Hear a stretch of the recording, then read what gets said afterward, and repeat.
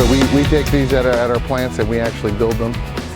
Perfect built to the dealership. You're able to finance the entire package. Cool. Hood mount for the lights. Like that. It has multiple spaces, so you can actually put a peripheral light here and a straight-on light here.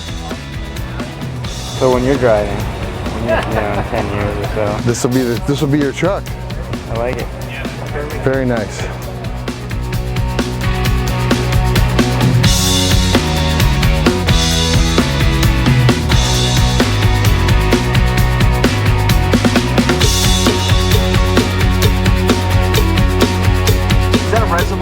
Yeah, that's a remote reservoir. Okay.